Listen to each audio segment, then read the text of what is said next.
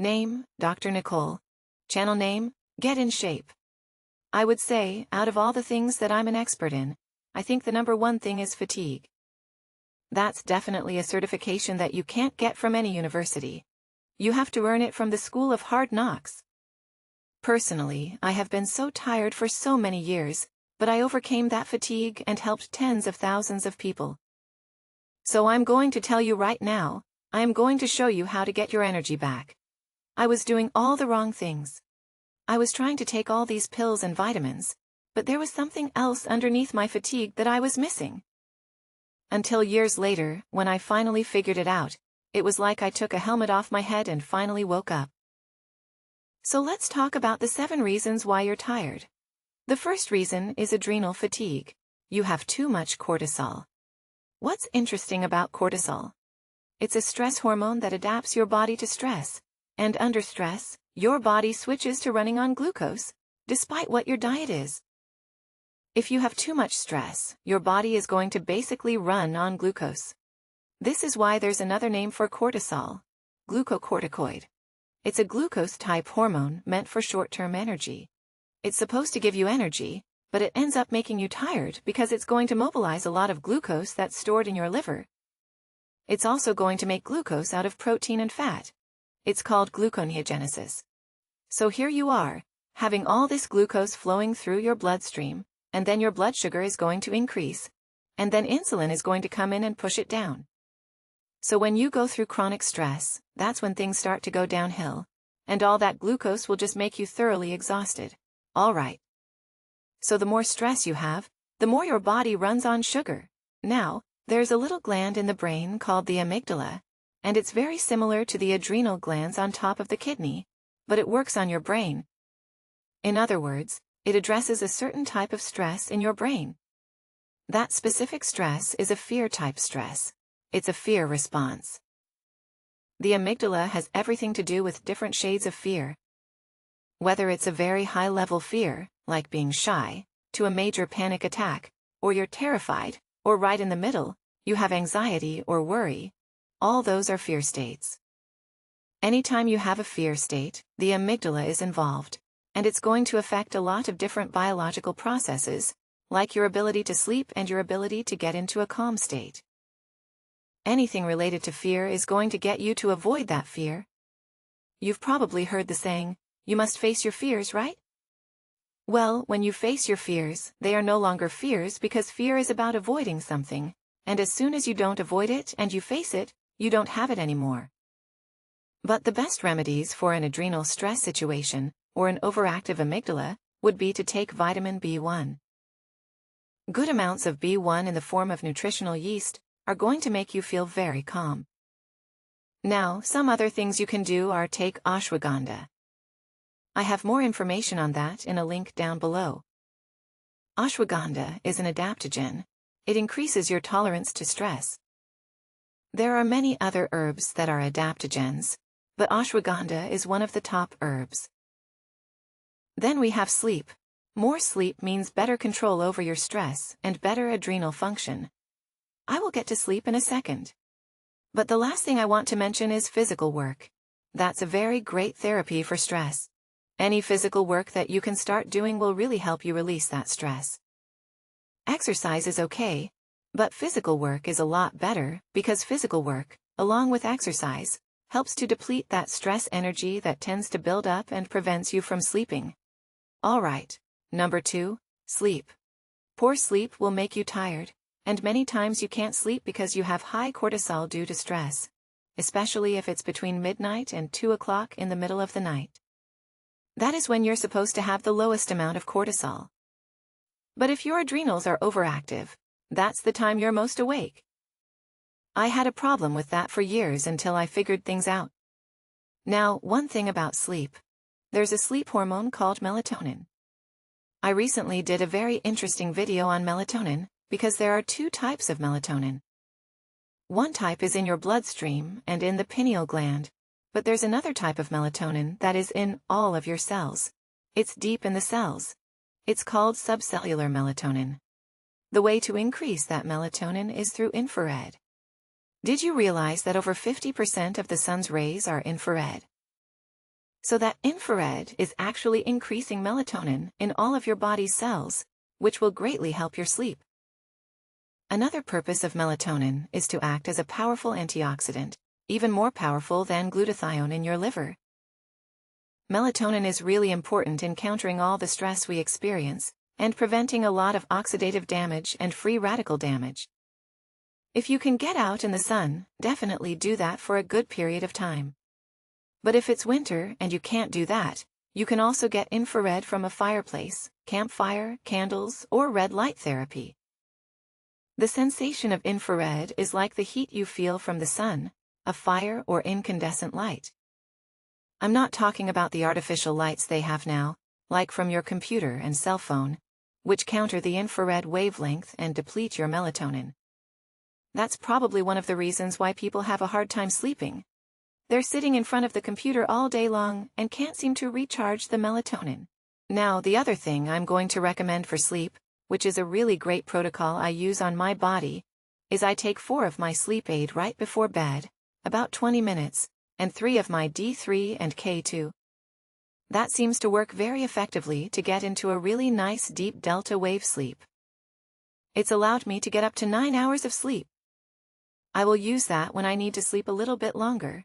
Presently, my sleep cycles are in pretty good shape. Vitamin D3 helps to reset the sleep centers. It's great for jet lag and very important in sleep cycles. Taking vitamin D right before you go to bed is actually going to help you sleep. It's not going to wake you up.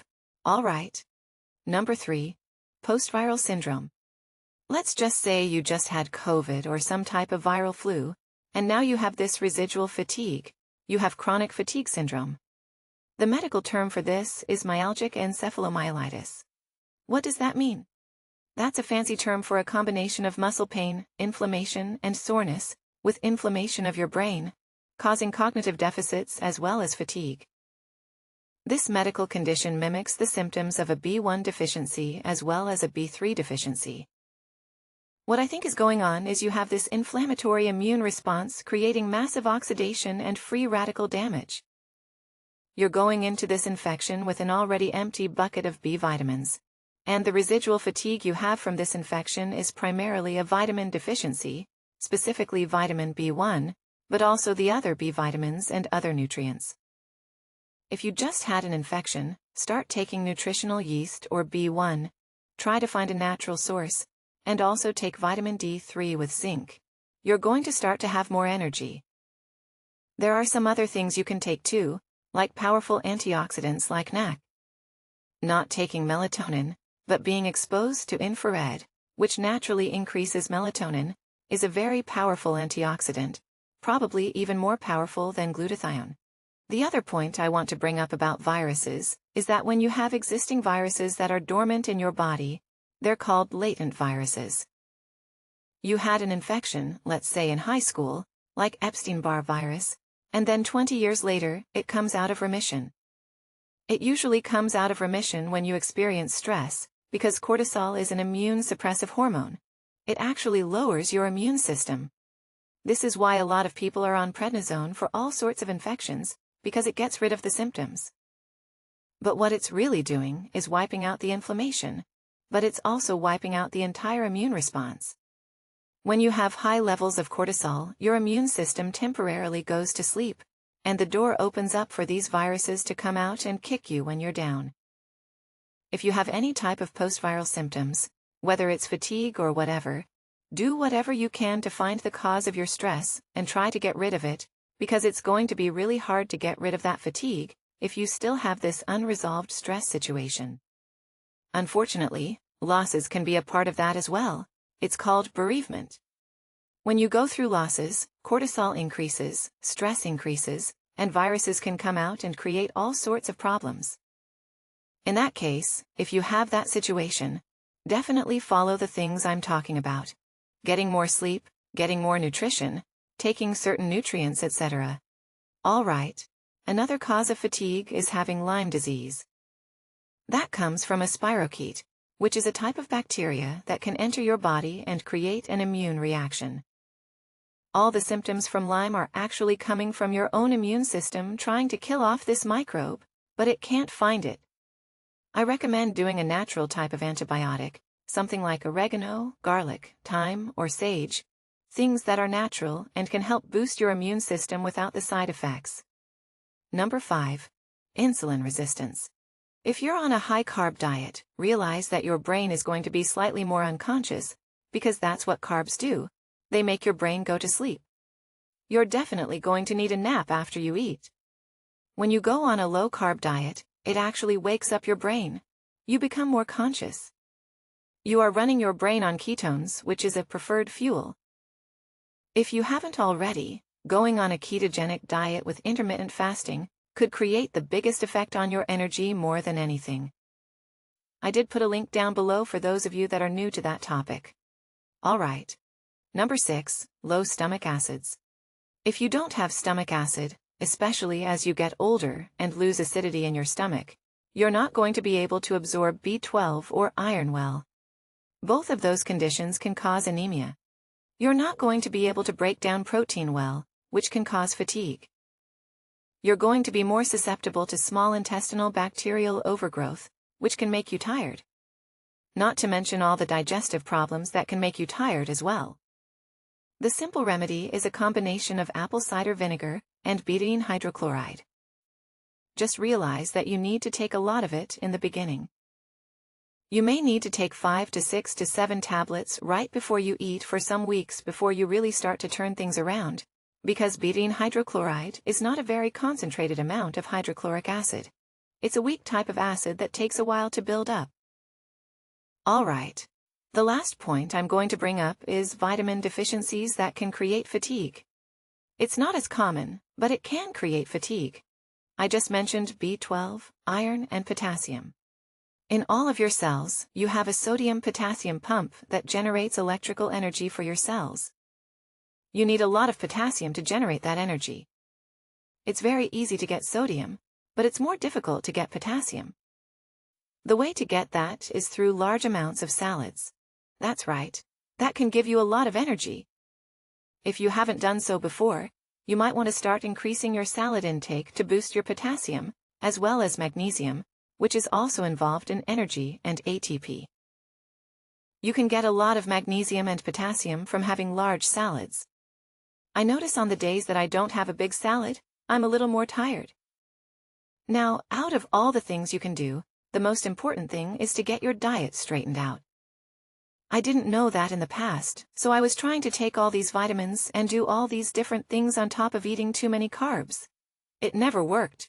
You need to get on keto and do intermittent fasting as a priority. Number 2, you want to work on your stress so you can then sleep. That's number 2 because they are connected. Then number 3, many times there could be some underlying residue from some post-infection, or you have this latent virus that is coming out of remission. In which case you need to take more B1, D3, zinc, and some of the other things that I recommend. Alright, if you have not seen my video on melatonin, it's a very important video, check it out right here.